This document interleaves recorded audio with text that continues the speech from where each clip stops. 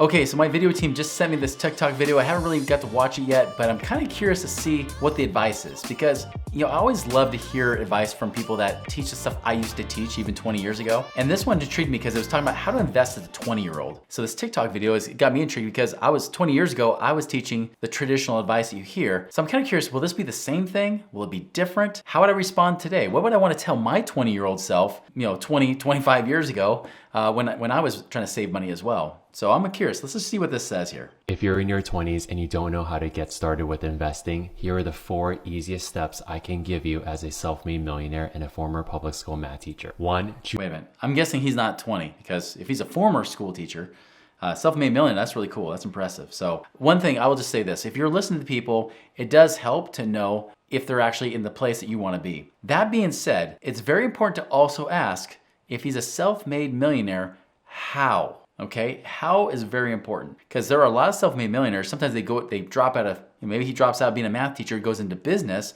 does a great job in business, he makes millions there, and then he says, oh yeah, but then I decided to start saving some money over here too, or doing this or that. So you have to also understand, it's not just what they've accomplished, but how they've accomplished it, and is it the path you want to do?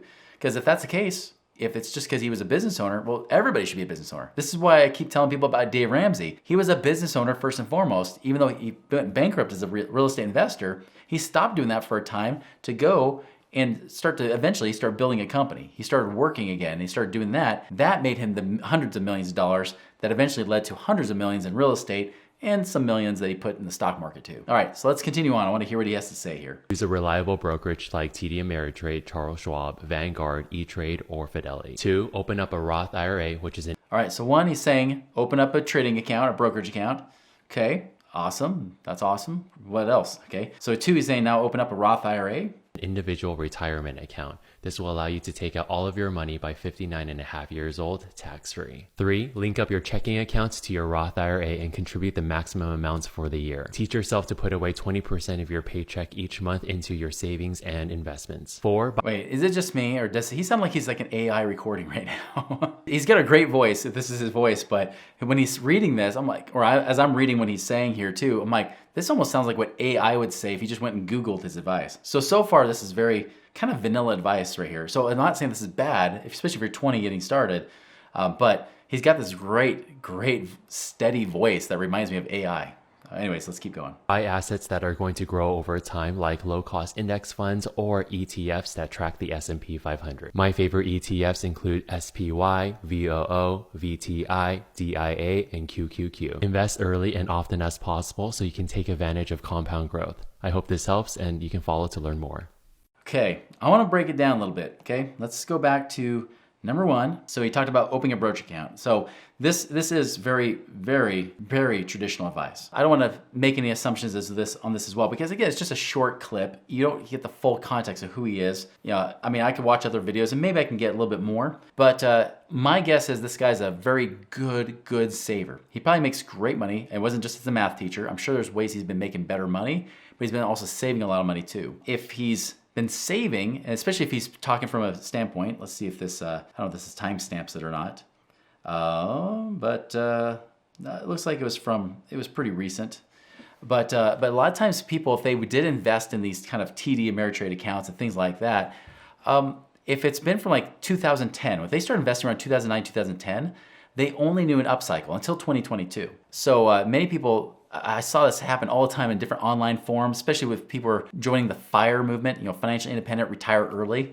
I would see this all the time, and they'd say, oh, well, I can live on 4% now, I'm financially free, and my expenses are dirt cheap, I don't have any kids, or I have very low expenses. I'm not saying this guy is this case, I don't know anything about him, right? I'm not trying to make assumptions. This is what I've heard on the forums. But they're just like, they're single, they're young, they're in their 20s or 30s. They're like, I made it, I'm financially independent, because they say, oh, I've saved up $500,000, live on 4%, that's $20,000 a year. Well, my expenses aren't that much, so I made it, or they were able to save up X amount of dollars, and they were really good savers, which I commend. I love that. But the problem is this, is that when you have just a straight up market and you happen to have the best timing where you came in around the bottom of 2009, 2010, and then for 13 years in a row, the market goes up until finally 2022, you finally have your first real down year. You just think you walk on water. You think the market always goes up. There's nowhere else to go. It's that bias that you have, because you just see that nothing's done anything but go up. You know it goes down, but it's almost theoretical in your mind. You just see the things going up, you see that upward trajectory, and you expect it to keep going that direction.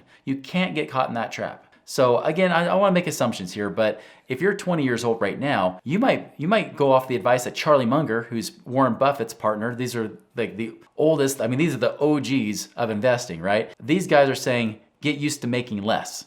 It's kind of like the Princess Bride who was saying, get used to disappointment, right?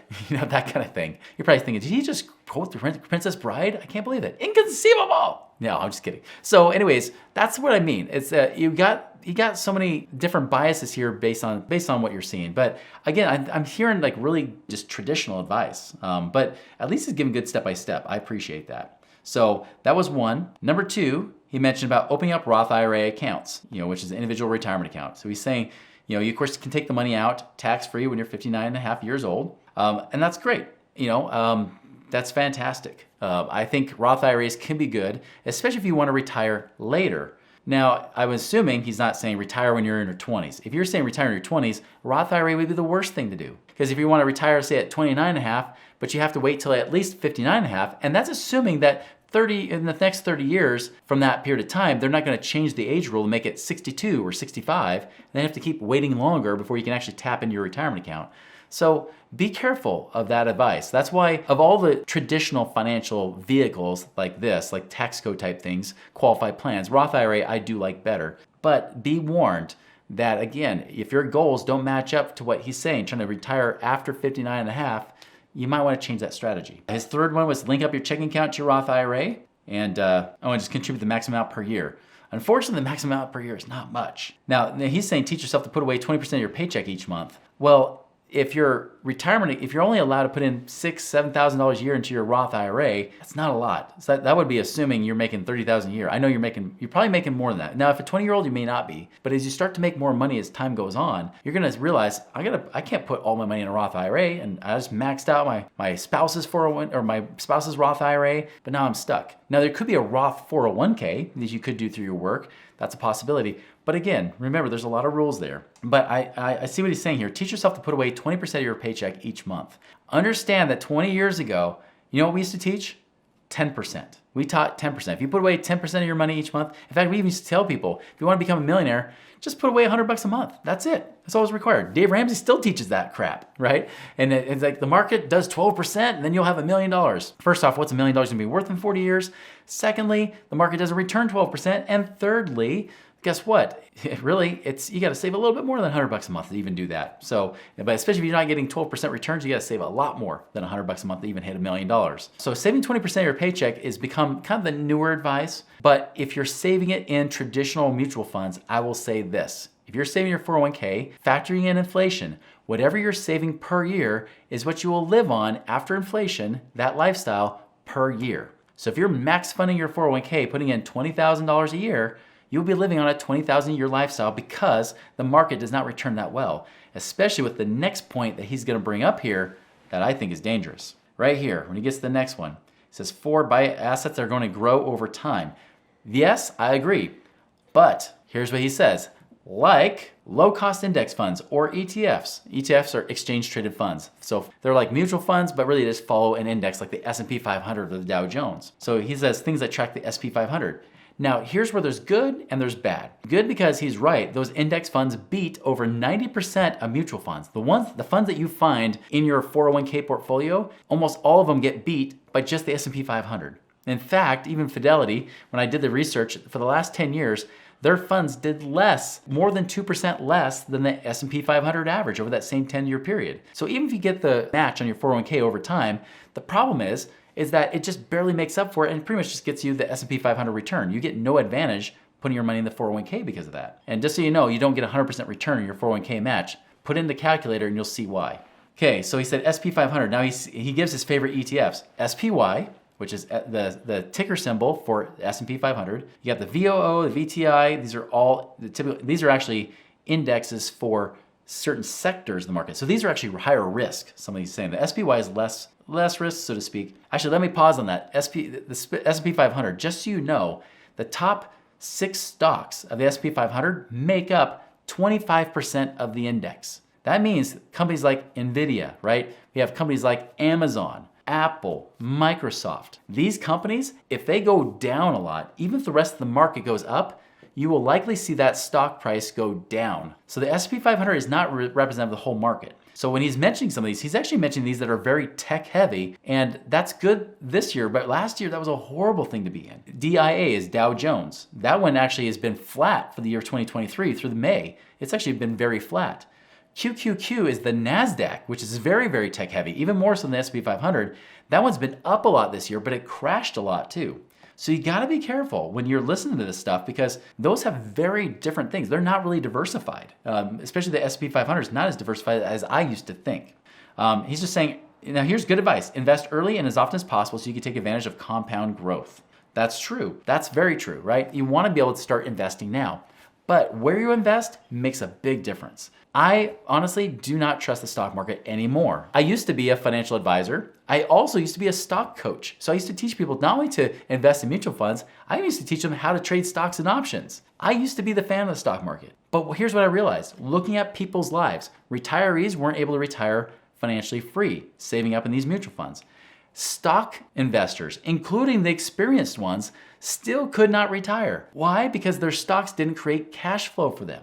Despite what they always taught you in the marketing stuff, cash flow wasn't always great. In fact, they had to keep reinvesting the money. They never felt like they could stop. This is why 35% of millionaires in a recent survey said that they believe it will take a miracle for them to be able to retire. These are cash investing millionaires, right? Millionaires that have at least $1 million in their portfolio and they think it'll be a miracle if they can retire. Don't get caught up with this. So if you want to start in your 20s now, don't follow that same old advice that you've been following. Instead, do something different that actually has been proven to work. This is when I changed directions myself, became financially independent twice by the time I was 39 years old. Twice because I screwed up the first time and had to do it again. But I did the first time I was 28, second time when I was 39. And both times it came down to passive income. It came to buying real assets like real estate, buying those real assets that actually have less risk, higher potential returns than what anything you get with the stock market, which really has high risk, mediocre returns. So again, I'm not gonna give you investment advice here, but I would say if I were to add to what he has to say, yes, save your money. But do you have to set up those brokerage accounts? No, you can save your money in the bank. You can save your money in infinite banking, which we have a whole bunch of video playlist on that on this channel, and save up that money to then buy real assets to cash flow. That's what I would recommend is protect your money, try not to lose it, and try not to have it go up and down with market cycles, and instead allow it to grow steadily over time so that it produces real cash flow for you today. Hey guys, I hope this is valuable for you. If so, leave a comment, like, and subscribe, but also check out this next video. Speaking of portfolios and someone who did it differently, Dave Ramsey looks at Stephan's portfolio and it'll shock you at what Dave Ramsey says because it went against many of the things that Dave Ramsey teaches. Check it out.